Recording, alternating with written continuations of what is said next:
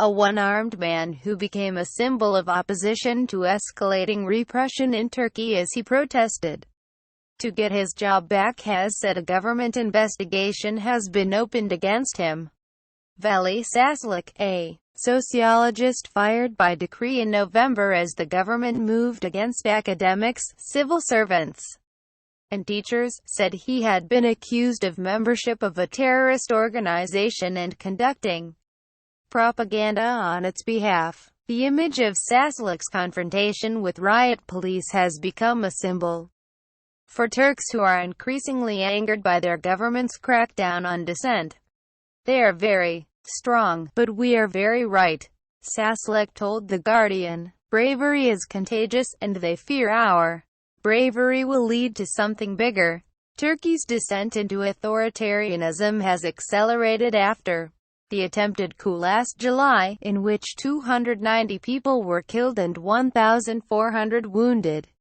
The Turkish government has since dismissed or detained alleged followers of Fethullah Gulen, an exiled U.S.-based preacher it blames for the coup attempt, and dissidents of all persuasions in the media, academia, and civil service. The president, Recep Tayyip Erdogan, narrowly won a referendum in April that vastly expanded his powers. Saslik lost his arm in 2000, 3 years after being arrested in a workers' union demonstration, when the government cracked down on hunger strikers in prisons around the country. His arm was severed and he came round handcuffed to a hospital bed.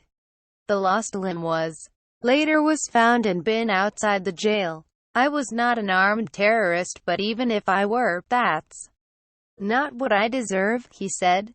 "I don't usually cry, but I cried then, out of anger rather than sadness." Saslik has been detained 17 times for taking part in demonstrations. He was at a rally in late 2015 calling for peace in the country's Kurdish regions that was hit by a double suicide bombing that killed nearly 100 people, Turkey's worst terror attack.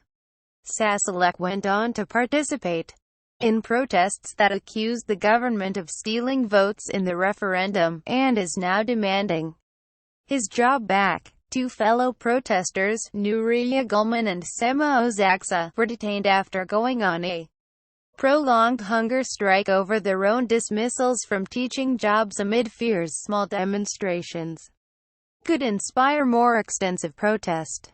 "I'm a one-armed person, and there's a teacher with a pacemaker, but our argument is strong and these people are obviously normal and innocent when the government tries to portray us as terrorists," he said. "We are right, our argument is right, and they know that. Whenever we try to demand our rights, it ends in detentions, beatings, torture or death. But I'm hopeful. That's why I'm protesting," he added.